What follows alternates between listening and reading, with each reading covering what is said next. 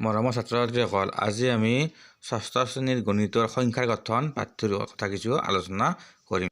ইতিমধ্যে আমি দুটা খণ্ডত কিছু কথা আলোচনা কৰিছোঁ। এইটো তৃতীয় খণ্ড। কমাৰ ব্যৱহাৰ। আমি ডাঙৰ সংখ্যা লিখোঁতে আমি কমা ব্যৱহাৰ কৰোঁ। ভাৰতীয় পদ্ধতিত একক, দশক, শতক, হাজাৰ আৰু তাৰ পিছত লাখ আৰু কোটি ব্যৱহাৰ কৰোঁ। হাজাৰ, লাখ আৰু কোটি ব্যৱহাৰ কৰিবলৈ কমাবোৰ ব্যৱহাৰ কৰা হয়। প্ৰথম কমাটো আহে শতকৰ ঘৰৰ পিছত সৌহাতৰ পৰা তৃতীয় স্থান আৰু ই হাজাৰ সূচায়। ইয়াৰ পৰা দুটা স্থানৰ পিছত সৌহাতৰ পৰা পঞ্চম স্থান দ্বিতীয় কমাটো আহে। ই 10,000 স্থানৰ পিছত আহে আৰু ই লাখ সূচায়।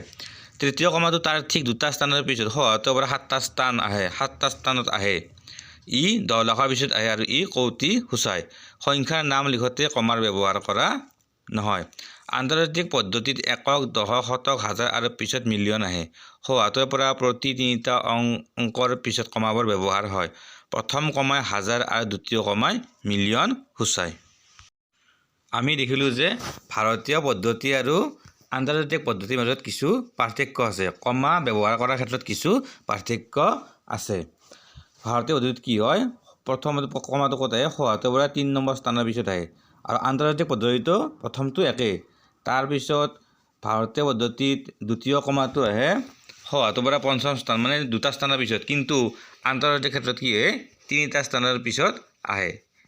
তাৰপিছত আন্তৰ্জাতিক ক্ষেত্ৰত কি হয়, 3টা স্থানৰ পিছত কমাবোৰ ব্যৱহাৰ কৰা হয়, মানে 3টা অংকৰ পিছত কমাবোৰ ব্যৱহাৰ কৰা হয়। তোমালোকে পাঠ্যপুথিত থকা কিছুমান অংক কৰিব দিছে এই কমাৰ ব্যৱহাৰ কৰি। কমা আৰু স্থানীয় মান, বিস্তৃত ৰূপ আদিৰ ওপৰত কিছু অংক দিছে কৰিব, নিজে কৰিব দিছে। সেই অংককেইটা কৰি দিছোঁ, তোমালোকে চাবা, চাই নিজে কৰিব চেষ্টা কৰিবা।